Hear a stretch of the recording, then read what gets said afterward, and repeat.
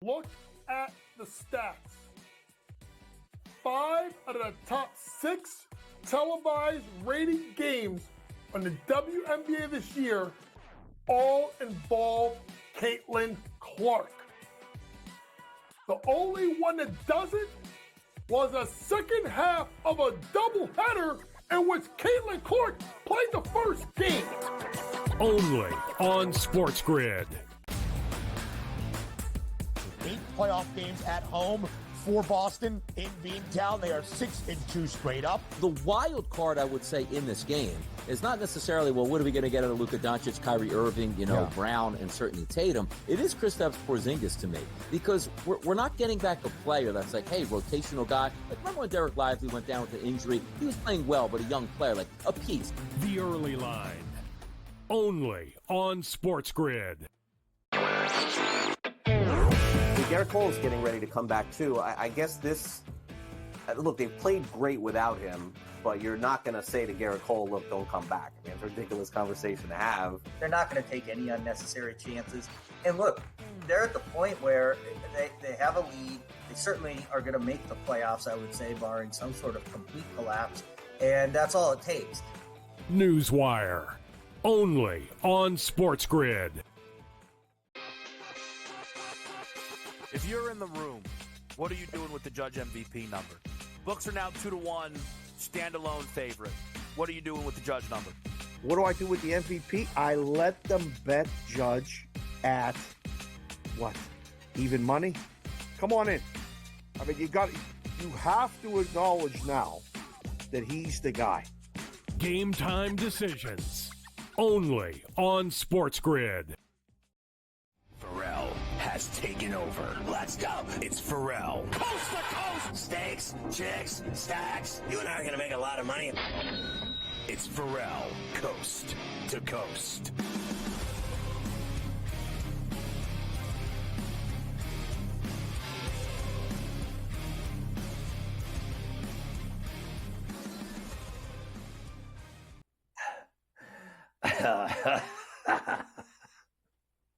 Carver High, as you know, I have said on a number of occasions that the Penguins and Steelers mean more to me than my family, and I meant it. It makes me, I guess, the horrible person that I am, or certainly not the father of the year, but kids and babies and screaming and crying and chaos for year after year after year after year after year, day after day after day. I was never cut out for that.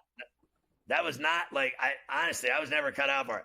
Once they got to be like older and, they're cool and they do their own thing and eat their own meals and they go out with their friends and they're teenagers and then they're off to college, I'm cool with them, totally cool with them. Even when they were kids, I was cool with them, but I never signed up for this. I was not the guy that wanted any part of that at all. It just kind of happened, and I was like, oh, and then it happened again. I'm like, oh no, again, this chick, again. Like, what is happening here? I don't even want to have Nookie anymore. All these kids, and then like you got them, Mafia's got a bunch of them, everybody's got a bunch of them. Honestly, I love Stanley Cups and Super Bowls. I don't have time for all these kids. Honestly, no, I know. I'm a horrible person. Father's Day coming up on Sunday. Nothing like there it is. Father's Day coming up this week. I'll be on a plane on Father's Day. Big Duck game today as well, coming up later on. So the championship rounds. Next week. Last 2 games, tonight and next Monday, end of the Duck season. Title, undefeated season.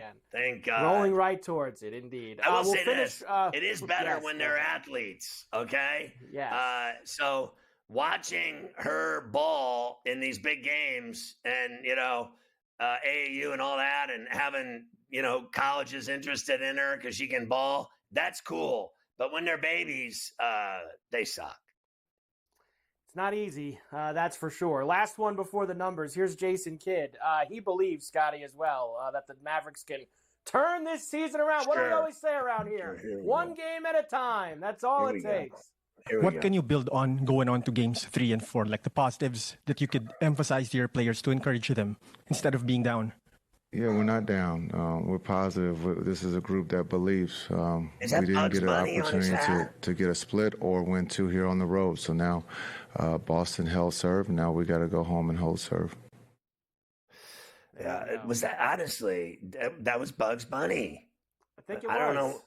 Was what he is in any of happening those? there? Maybe he was in some of those Space Jam movies. I have no idea. Was Kid ever in any of those? As one of the guys in one of those Space Jam films. It's possible. I guess anything for us. The Mavericks will be favored in Game 3 on Wednesday night down in Dallas. -1.5 right now. 212.5's the total. Both of these games so far, Scotty, dead unders. Not even close getting to the line. You sent me a clip of every single. It's 12 in a row. Yes. 8 games with Brooklyn and 4 games with Dallas. He's lost every single time he's played the Boston Celtics, no matter where the game is. No matter where the game is, Kyrie Irving has never beaten him once. I'm starting to think they're going to lose Game 3. Right in the American Airlines Center, Boston is going to go down there and beat them. Hasn't Boston not lost on the road either in the playoffs? Correct. They're going to go down there and beat their ass. That's what they're going to do. Well, if we want any hope, a glimmer of hope that this could maybe be some distance to this series, which I was hoping there was going to be. They have to win this game on Wednesday because obviously if the Celtics and then Friday, and the misery, U.S. Open will be on longer than the NBA Finals. How's that for a bet? Yeah, look, no doubt because this is it. If they go up 3-0, nobody cares. It's over. They're not. At least you get a little juice, maybe. If you can get this to 2-1 on Wednesday night, and you get a little juice. Can we get 2 wins? Can the Mavericks plus 2.5 come in for me? I have that in a big parlay. Well, I said that I wanted to see him go home and win 2 and make it 2-2 and then 5, 6, and 7. That's not happening either. You know why? Because all you have to do is watch the games. And all you have to do is know something about basketball to know that one team is so deep and so talented at scoring from every single place on the floor. There is not a spot on the floor they don't score from. I mean, they own the corners, the wings, the perimeter, top of the key, top of the paint, bottom of the paint, low block, baseline, free throw line. What were they, 19 of 20 from the line? I mean, they dominate every single area of the court. Transition, domination, defense, steals, free throws, field goals, three-point field goals, free throw. I mean, they are dominating them because they have so many good players, and Dallas has one good player. One. And I won't deny that Kyrie's a badass, but in this series, he has gone Calypso Bay. He is gone. He's already in Cancun fishing. He's snook fishing, actually, in low water, right on, in a low water, 5 feet deep water. He just nailed a snook and bring him right on the boat. He's done. Put a fork in him. He can't even score. I mean, he's done nothing. It's too late. What's he going to all of a sudden turn it on and start beating the Celtics? Wrong. It's not happening. They have one player. And you know what? Everyone else is finally getting exposed. Washington, Gafford, Jones, they're just all getting exposed. And I've never thought that Kleber was anything more than a hack white 3-point chucker. That's all he is, just a white guy that can't move any better than I can. The Celtics are now -1,000 for the series. The Mavericks are plus 650. Honestly, I would need more than that at this point, down 2-0. I would need more than plus 650 if I was going to get involved with the Can Mavericks we get to win the Stanley Cup, games. Mike, to be better than this crappy series? I think it will be, and it will be. And there's a chance by the end of this week, the Stanley Cup's going to have the stage the for themselves. Dodger-Yankee series was better than this series. It was. That's typical with the NBA. That happens a lot to them because the games are sometimes there's a lot of blowouts. These playoffs have not been great. Let's be fair. They really haven't. You can make a case, guy. The Knicks-Sixers series in the first round was probably the best series in the entire playoffs, just in terms of I would say you're right. And the close games. I would say you're right. I would say you're right. And maybe that series. Minnesota-Denver. Yes, that was a good. That was those two series far and away the best 2 series that we've had. The rest have mostly been bunk. Odds to win Finals MVP after 2 games. I mean, they have Tatum as the favorite. Like, honestly, I don't think it's got to be Tatum. Holiday at 7-1. I think Holiday, and you're still getting 7-1 for him to be the MVP. I think he's been the best player for them through the first 2 games. Without a doubt, there's nothing else to say. Yeah, but they're going to give it to Tatum. You watch. Tatum's going to get it. He's their leader, and he's having double-doubles and near triple-doubles. And when it's all said and done, he's going to have all these great, games stacked of, like double-doubles and near triple-doubles are good games. Anyone else has a game like he had last night, I mean, they're front-page news. Anyone else has a game like that, like he had last, you're getting laid, okay? Anyone else does that game, that's the greatest game of their life. With him, they talk about how crappy a game he had. I have just a couple of other small basketball notes for you, and then we'll move on to the baseball when we come back. Big series, of course, Yankees and the Dodgers this past weekend. Dodgers took 2 out of 3. I have a few other things to get to, and then we have games tonight, as always, in baseball. So we will do all of that as we continue on here throughout the hour on Coast to Coast. Yeah, I think it's funny. I know one of your stories will be about Caitlin Clark, that now everyone is selling that she's the number 1 alternate for the Olympics. It's now a big story that she's the number 1 alternate, instead of the story that's true is that they shafted her.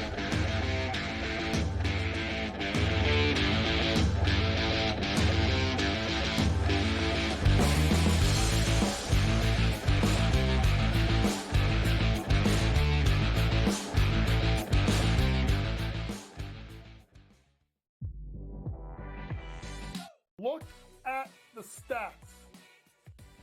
5 out of the top 6 televised rated games on the WNBA this year all involve Caitlin Clark.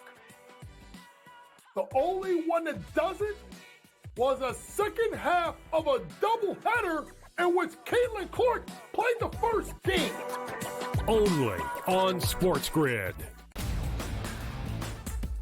8 playoff games at home for Boston in Beantown. They are 6-2 straight up. The wild card, I would say, in this game is not necessarily, well, what are we going to get out of Luka Doncic, Kyrie Irving, Brown, and certainly Tatum. It is Kristaps Porzingis to me, because we're not getting back a player that's like, hey, rotational guy. Like, remember when Derek Lively went down with the injury? He was playing well, but a young player, like a piece. The early line.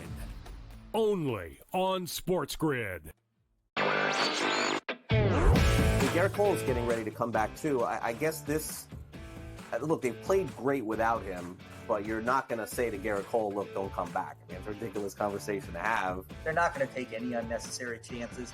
And look, they're at the point where they have a lead. They certainly are going to make the playoffs, I would say, barring some sort of complete collapse. And that's all it takes. Newswire. Only on SportsGrid. If you're in the room, what are you doing with the Judge MVP number? Books are now 2-1, standalone favorite. What are you doing with the Judge number? What do I do with the MVP? I let them bet Judge at what? Even money? Come on in. I mean, you have to acknowledge now that he's the guy. Game time decisions. Only on SportsGrid.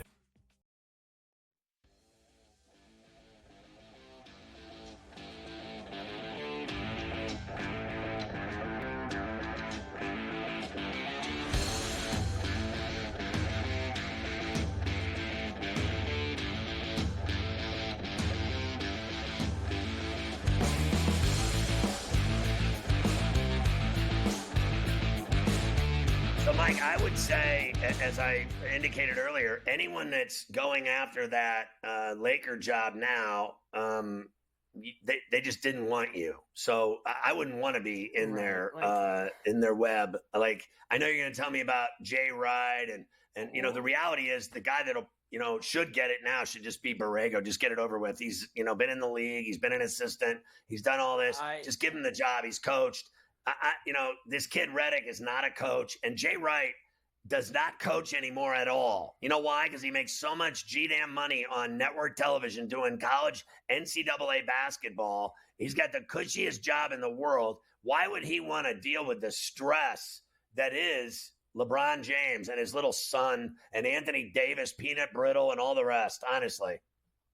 There is 0.0% chance that Jay Wright's going to go leave that soft seat over there and go. Who started this story? Who started this stupid story? A stealth option to go. There's no stealth option. Jay Wright has a great gig. Jay Wright has made plenty of money in his life. Jay Wright loves sitting up there on that desk and just talking college hoops. Because guess what? Easy. He could show up blindfolded and talk college hoops with anybody with what he's done in the game. Yeah. And he can do that, Scotty. He's still a young guy. He can do that for another 15, 20 years, sit on that desk and just keep getting checks. I think he's 62. Being an analyst. Hey, I think he probably could do 10 to 15 years still doing that. Look at it. Yeah. There's plenty of guys still doing this. They got to get dragged away in their late 70s from doing these jobs. Well, that's what they do is they shaft them. What they did to Digger Phelps and Bob Knight, what they do is they fire them. When they get old, they fire them. And the only reason they didn't fire Dick Vitale is because he had cancer. And you can quote me on that, too. So they I'm fire with you. People. That's all they do. They get rid of all the old people. That's all they do. I agree with you on this point. I think they're going to hire Borrego, especially when I saw that note that they hadn't actually even interviewed Redick yet. Right. They just talked to him. The Redick stuff is all because he does a podcast with LeBron. That's what. Yeah. That's where all the connection is with that. I'm sure LeBron wants, and I'm not saying he doesn't know basketball. He knows basketball. You listen to him on these clips with LeBron. He knows what he's talking about. But as you said, he's never been a coach before. You're going to go from a guy, Hurley, who's won national championships in college, to a guy who's never coached anything. And it's going to be middle ground. And middle ground is this guy, Borrego, who's coached in the NBA and has experience doing it. And that's where it's going to be. And it's going to be uninspiring, just like Darvin Ham was, who's now going to join the Bucks as an assistant to Doc Rivers in Milwaukee. And the Lakers will continue not mattering at all in the Western Conference. Correct. The Caitlin Clark story of the weekend, and of course we've had a lot of big ones recently with Caitlin Clark, is that she was left off the women's USA basketball team for the Paris Olympics coming up later this summer. Of course, this has sparked another very highly debated topic. Here's Clark, though, Scotty, doing what she normally does. Really saying no big deal, no hard feelings. I'm just going to keep moving. I don't believe her. Yeah, I think I'm excited for the girls that are on the team. I know it's the most competitive team in the world, and I know it could have gone either way of me being on the team, me not being on the team. So, I'm excited for them. I'm going to be rooting them on to win gold. I was a kid that grew up watching the Olympics, so it'll be fun to watch them. What was your level of disappointment not getting your name on the roster? Honestly, no disappointment. I think it just gives you something to work for. That's a dream. Hopefully one day I can be there, and I think it's just a little more motivation. You remember that, and hopefully in 4 years, when 4 years comes back around, I can be there. I don't believe one word she said, because there's no one as competitive as she is that doesn't want to be on the team. Okay, can you imagine a player of her caliber? She gets left off a team when she's one of the best three-point shooters in the world, let alone that hack league she plays in, and you can run with that any way you want. I watched a game with Coach the other day, and he didn't like it, but they literally. I've never seen so many bricks in all my life. We went about 15 minutes without one basket going in, and that includes free throws. I saw him miss 30 consecutive shots and free throws between the Liberty and the Sun, and they're the two best teams in the league, with the Aces being the third. And I watched this hack-ass game, and I was like, oh, my God, this is garbage. I can't even take this. I said, I'm going to watch the Memorial. See you later. I'm not watching this. I can't do it. And there's no way that girl doesn't want to be on that team. And she will be on the team because someone's going to get injured. Griner, one of them. Griner never plays. So I'm sure she'll tip over like a tree one of these days, and they'll put her on the team. And here's the deal. The mistake they made, now people argue all day about this stuff. Okay, all day I've heard everyone say either side. It's 50-50. You're either she should be on the team or she shouldn't. And it's simple. all over the world. No one has ever had, I've never seen anyone have the impact on basketball other than Michael Jordan that this girl has had on the game of basketball. And you're going to leave her out of the Olympics in Paris. To me, whoever makes decisions is an idiot. You have to be an idiot to leave her out of it. I don't care about the basketball end of it. From the perspective of what she means to global basketball and little girls and women and young girls and college girls playing college basketball. My daughter, whoever has a daughter that plays basketball, you have a daughter that plays basketball now. Don't tell me she doesn't like Caitlin Clark. And I'll bet your daughter doesn't know one other player in the world.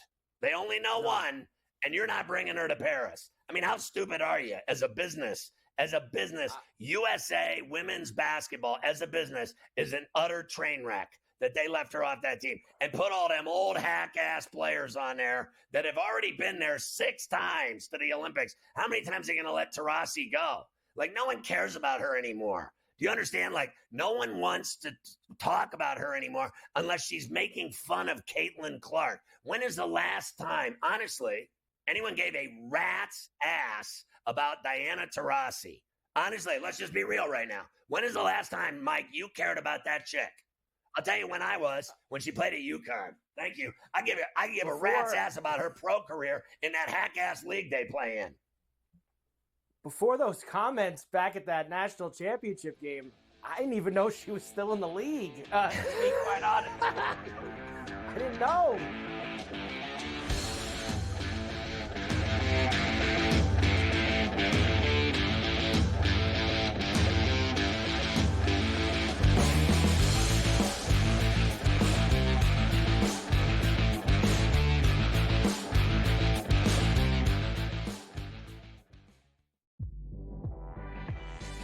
Look at the stats. 5 out of the top 6 televised rated games on the WNBA this year all involve Caitlin Clark. The only one that doesn't was a second half of a doubleheader in which Caitlin Clark played the first game. Only on SportsGrid. 8 playoff games at home for Boston in Beantown. They are 6-2 straight up. The wild card, I would say, in this game is not necessarily, well, what are we going to get out of Luka Doncic, Kyrie Irving, Brown, and certainly Tatum. It is Kristaps Porzingis to me, because we're not getting back a player that's like, hey, rotational guy. Like, remember when Derek Lively went down with an injury? He was playing well, but a young player, like a piece. The early line. Only on SportsGrid. Garrett Cole's getting ready to come back too. I guess look, they've played great without him, but you're not going to say to Garrett Cole, look, don't come back. I mean, it's a ridiculous conversation to have. They're not going to take any unnecessary chances. And look, they're at the point where they have a lead. They certainly are going to make the playoffs, I would say, barring some sort of complete collapse. And that's all it takes. Newswire. Only on SportsGrid. If you're in the room, what are you doing with the Judge MVP number? Books are now 2-1, standalone favorite. What are you doing with the Judge number? What do I do with the MVP? I let them bet Judge at what? Even money? Come on in. I mean, you have to acknowledge now that he's the guy. Game time decisions. Only on SportsGrid.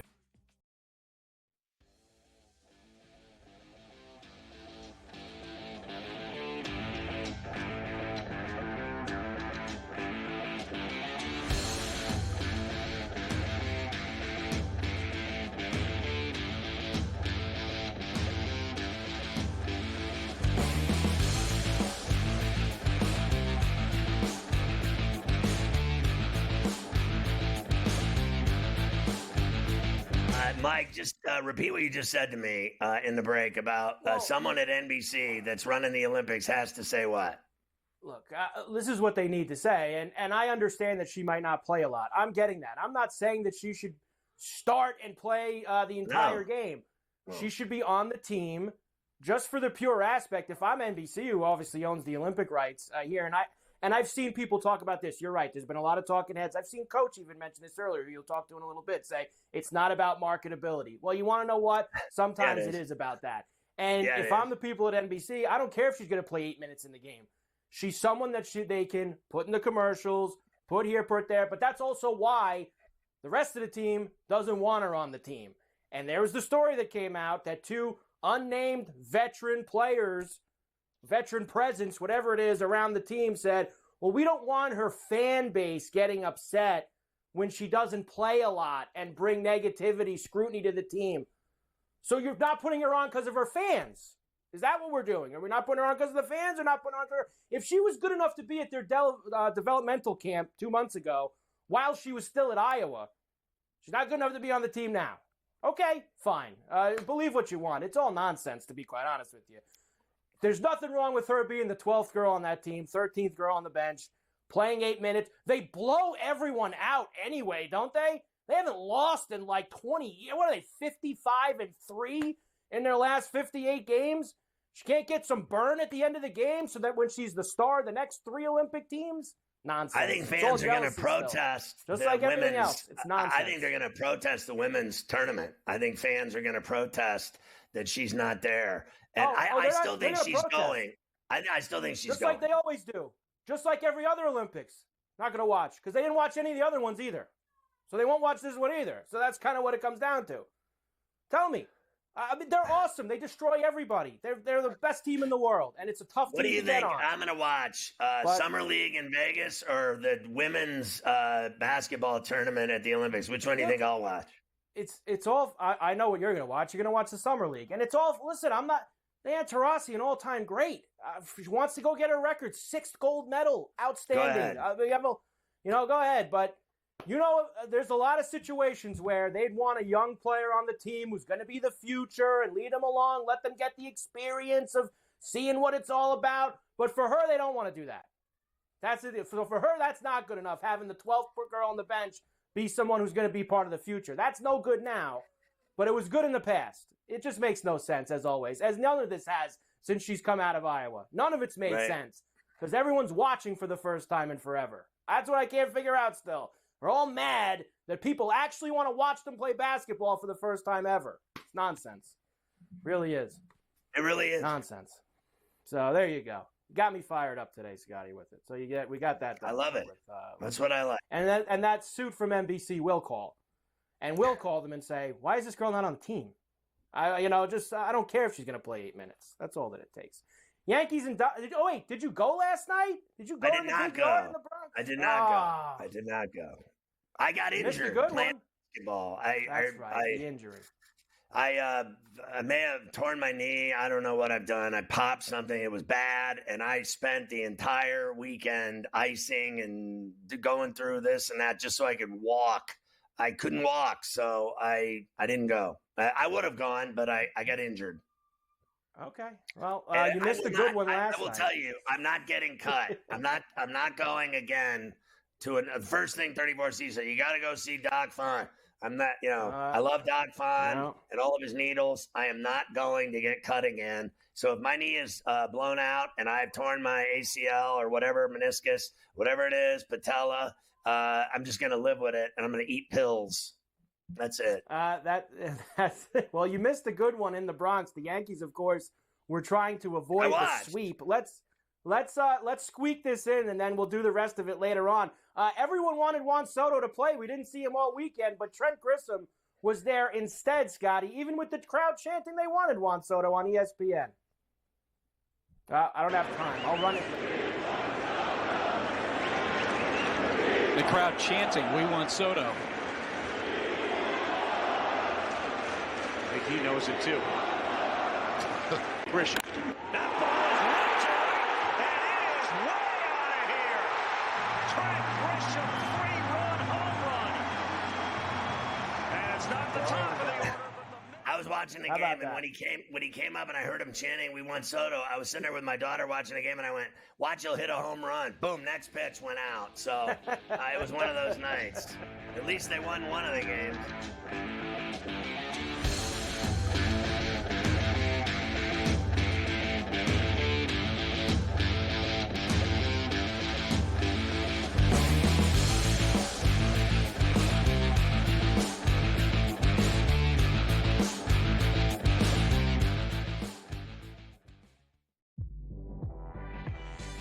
Look at the stats. 5 out of the top 6 televised rated games on the WNBA this year all involve Caitlin Clark. The only one that doesn't was a second half of a doubleheader in which Caitlin Clark played the first game. Only on SportsGrid. You're going a little deep bomb hunting here. We don't care that we have the one heavy favorite with Rory, a couple other guys like Fleetwood and Tagala, etc. You're going to go a little deeper down the board. This course, I think, is going to play a little bit more to the wedges. They have, what they did is they've renovated it to basically block off some of the bombing alleys for these guys. They've narrowed the fairways. Ferrall Coast to Coast. Only on SportsGrid. Garrett Cole's getting ready to come back too. I guess this. Look, they've played great without him, but you're not going to say to Garrett Cole, "Look, don't come back." I mean, it's a ridiculous conversation to have. They're not going to take any unnecessary chances. And look, they're at the point where they have a lead. They certainly are going to make the playoffs, I would say, barring some sort of complete collapse. And that's all it takes. Newswire. Only on SportsGrid. 8 playoff games at home for Boston in Beantown. They are 6-2 straight up. The wild card, I would say, in this game is not necessarily, well, what are we going to get out of Luka Doncic, Kyrie Irving, Brown, and certainly Tatum. It is Kristaps Porzingis to me, because we're not getting back a player that's like, hey, rotational guy. Like, remember when Derek Lively went down with the injury? He was playing well, but a young player, like a piece. The early line. Only on SportsGrid. The brighter the lights, the bigger the stakes. Hunt or be hunted. Know your prey. This is a whole new jungle. This is The Lion's Share. Brought to you by BetMGM. So the BetMGM first bet 1,500 offer has really taken over the world, let alone America. It's really spread all over the globe. Everybody's doing it everywhere. They just won't admit it. How do you do it? Well, you download the BetMGM mobile sportsbook app on iOS or Android, or go to BetMGM.com, sign up, deposit 10 into your account, place your first wager, and receive up to 1,500 back in bonus bets if your wager loses. So here's the deal. If you bet 1,000 on a game and you lose and the wager's settled, they'll give you 1,000 back. If you bet 1,500 on that game, said game, and you lose the game, once the wager is settled, they're going to put 1,500 in bonus bets into your mobile app account, and you're going to be loving life. I can't wait to go to the MGM Grand this week and bet heavily at the window on every single baseball game, every single first 5 inning, every single run line, every single money line, every single total, and boxing, and hockey, and NBA, and anything else I can get my hands on. Craps, roulette, blackjack, free bet blackjack. It's all evolving because of Premier Boxing. And, of course, their pay-per-view on Prime Video Saturday night with Tank Davis fighting Frank Martin. And, of course, David Benavidez also on the card. Good stuff at the Grand Garden Arena. But it's time for the Lion's Share with your boy, Davis Mattek. You can follow him on X at Davis Mattek, M-A-T-T-E-K. First things first, I want to say you saw Scherzer and Cole both have second, rehab stints where they faced minor league hitters and went out and got work in. Obviously, they're both close. Which one gets back first and which one matters more? I mean, I know Cole, the Cy Young winner, you would think is automatic, but Scherzer's actually gone to Texas and give them nothing. I mean, literally, he's done nothing for them since they got him.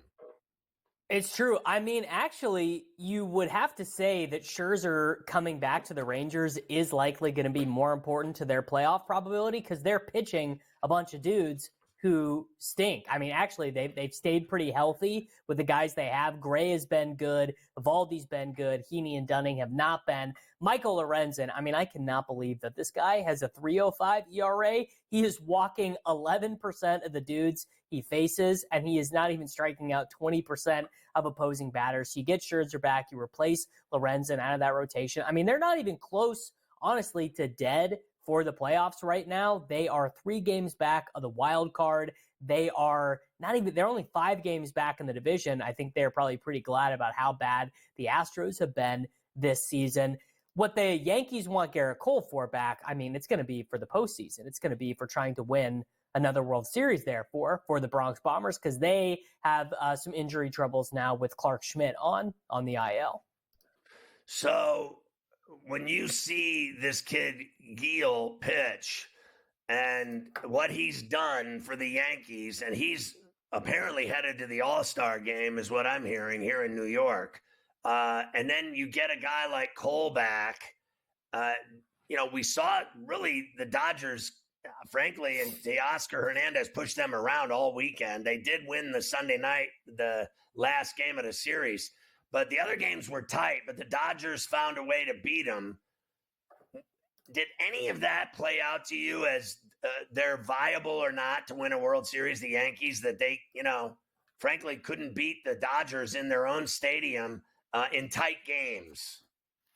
No, I mean, I definitely think the Yankees can still win a World Series. They have what I think is pretty strong starting pitching. I mean, maybe you would not say it's the best starting pitching in all of baseball, but Rodon has really returned to form. Cortez has been all right.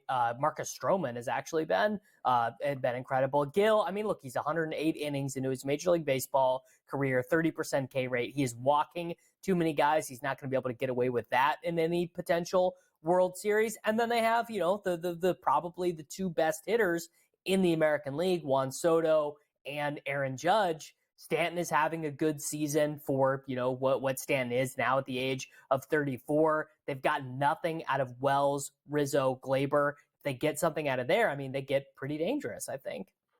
So going back to the Rangers for a second, I had to I'd be remiss if I didn't bring it up. How long, because we forgot about Jacob deGrom. I mean, yeah, we don't even talk. Literally, it's like he fell off the face of the earth, like he died or something.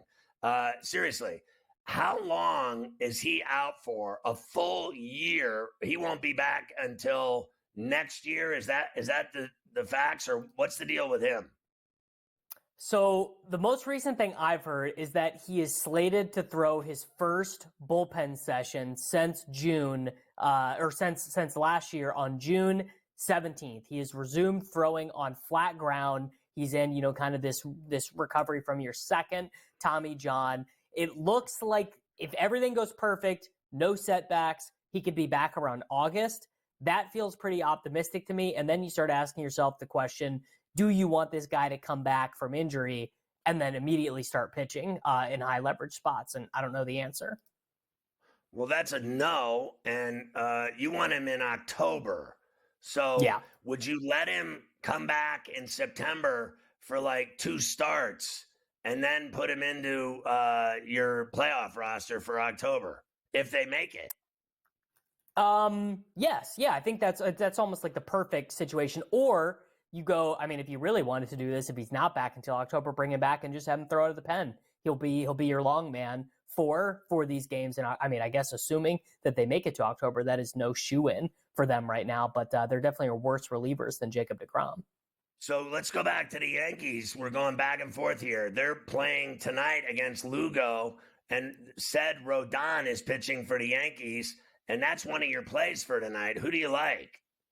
Yeah, look, I don't, I'm not super jazzed to pick against my Kansas City Royals, but I think that Rodon is being underrated by the markets, and I know Lugo has been awesome, but he definitely is being overrated. He's got a whole run difference between his ERA and his fielding independent pitching. Rodon adds this sliding, sweeping, that crazy pitch that some of these guys are doing. It's caused injury in some of them, and no one can hit him. I mean, his walk rate is down, his strikeout rate is up, exit velocity down. Ground balls are up. Rodon has been just a total stalwart for the New York Yankees, and their lineup is so good, right? I mean, Judge is just like, he's unconscious right now. I saw that he now is a record for the most 3 home run series as a member of the Yankees, which is pretty crazy considering all of their great players.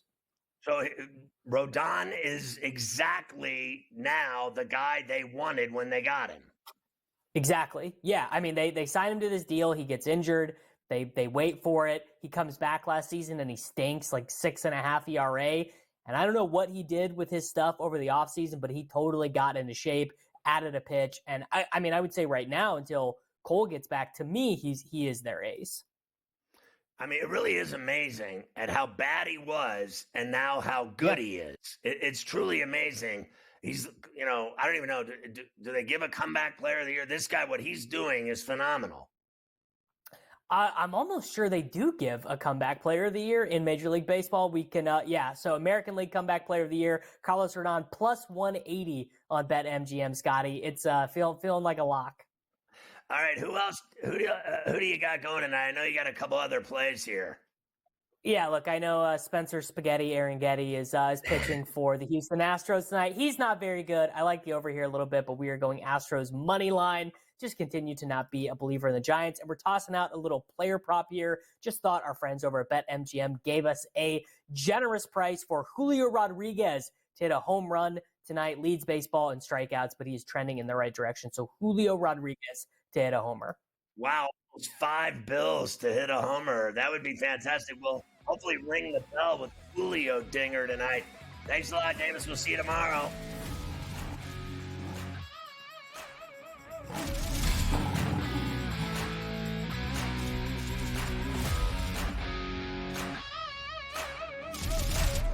The Lion's Share, presented by BetMGM.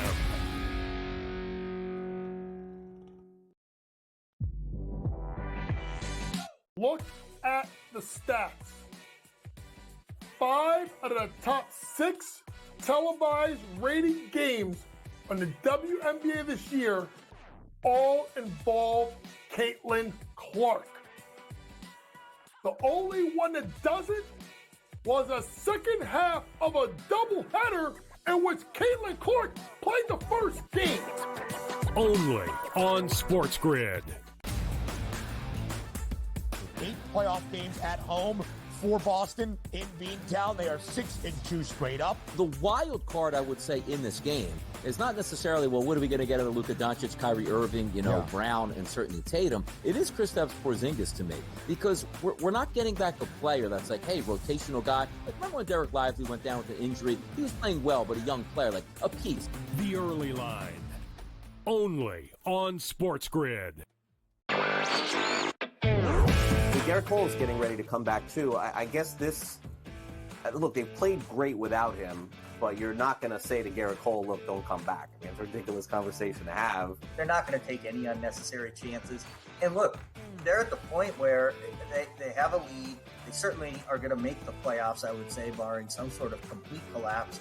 And that's all it takes. Newswire. Only on SportsGrid. If you're in the room, what are you doing with the Judge MVP number? Books are now 2-1, standalone favorite. What are you doing with the Judge number? What do I do with the MVP? I let them bet Judge at what? Even money? Come on in. I mean, you have to acknowledge now that he's the guy. Game time decisions. Only on SportsGrid.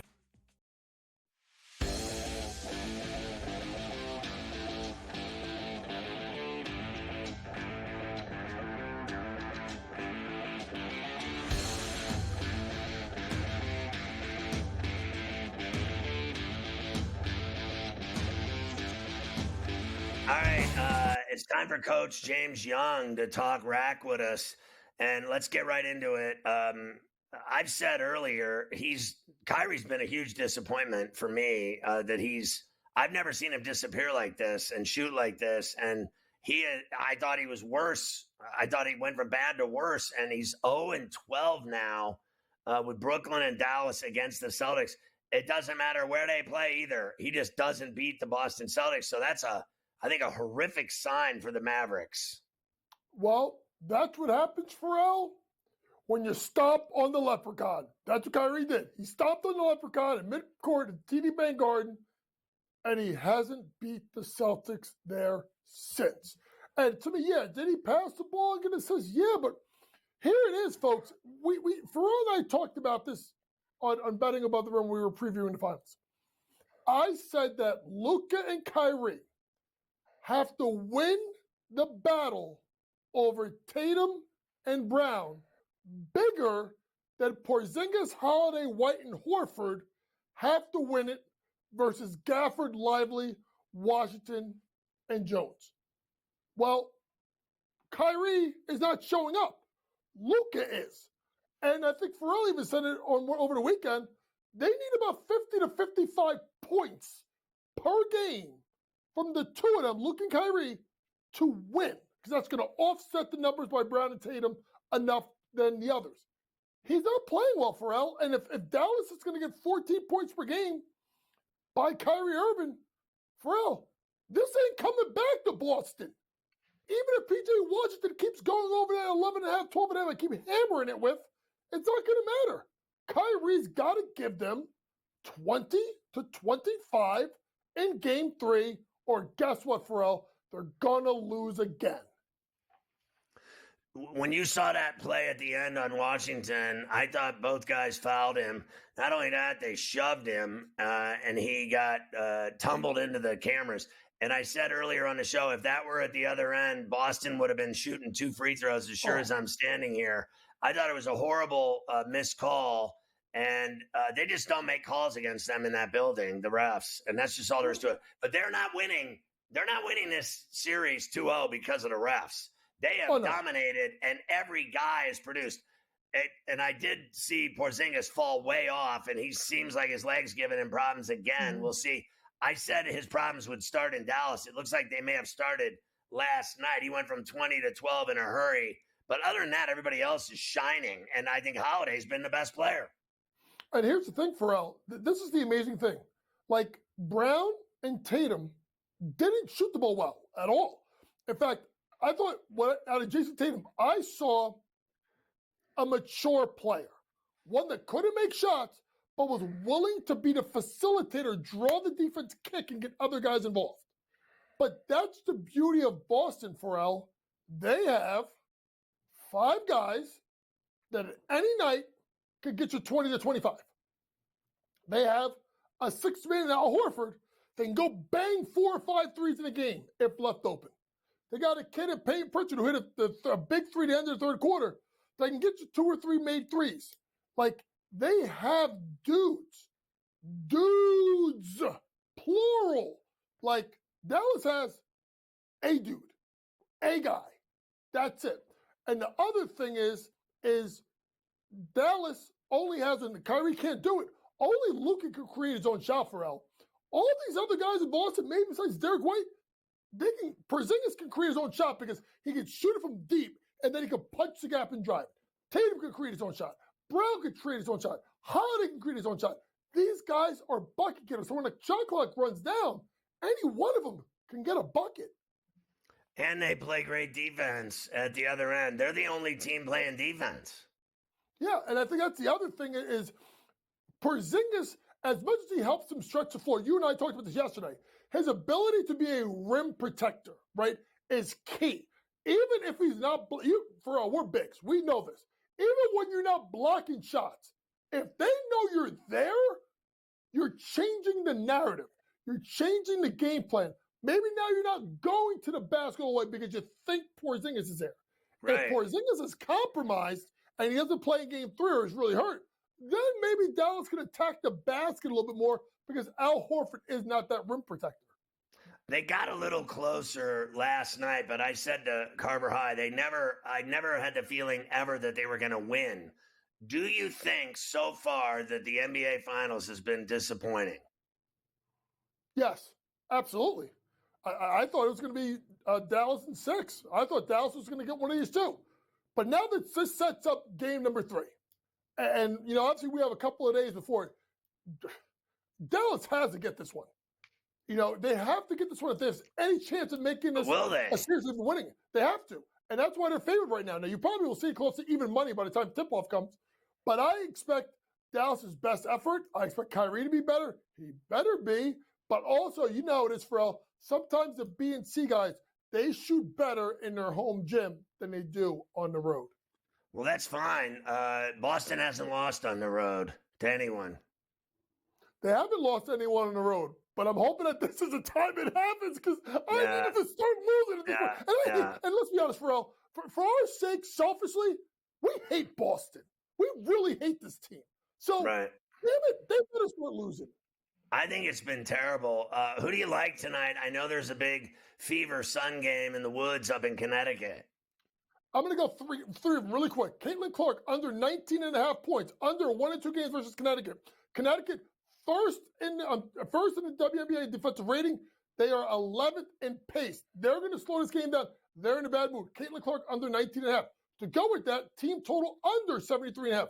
Connecticut gives up 70.6 points per game. They just gave up 85 to the Liberty. They're going to be in a bad mood. They're going to slow the game down. Fever team total under 73.5 points. And lastly, DeWanna Bonner over 1.5 made threes. This is crazy. They're doing this because she's 0-2 versus the Fever. But she's 6 out of her last 7, making 2 or more. So get the attempts. DeWanna Bonner over 1.5 threes made. Yeah, I even saw her hit one against the Liberty Saturday when you and I watched the worst women's basketball game I've ever seen in my life with 5 million missed shots and bricks. And you just won't even admit it. That's how much of a communist you are. You won't even admit that that was an ugly game. That makes me sick to my stomach. I'm disappointed in you.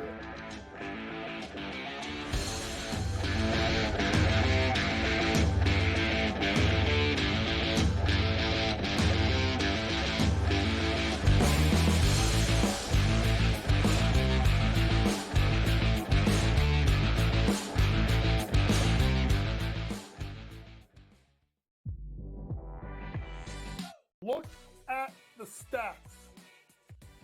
5 out of the top 6 televised rated games on the WNBA this year all involve Caitlin Clark.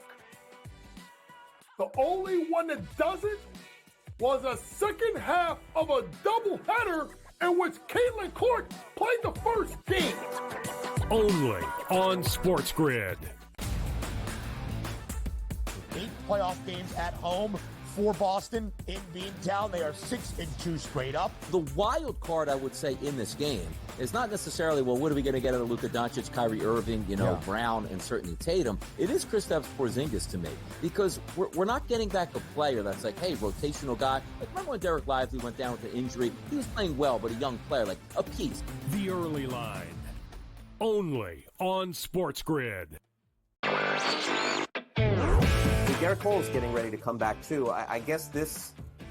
Look, they've played great without him, but you're not going to say to Garrett Cole, "Look, don't come back." I mean, it's a ridiculous conversation to have. They're not going to take any unnecessary chances. And look, they're at the point where they have a lead. They certainly are going to make the playoffs, I would say, barring some sort of complete collapse. And that's all it takes. Newswire. Only on SportsGrid. If you're in the room, what are you doing with the Judge MVP number? Books are now 2-1, standalone favorite. What are you doing with the Judge number? What do I do with the MVP? I let them bet Judge at what? Even money? Come on in. I mean, you have to acknowledge now that he's the guy. Game time decisions. Only on SportsGrid.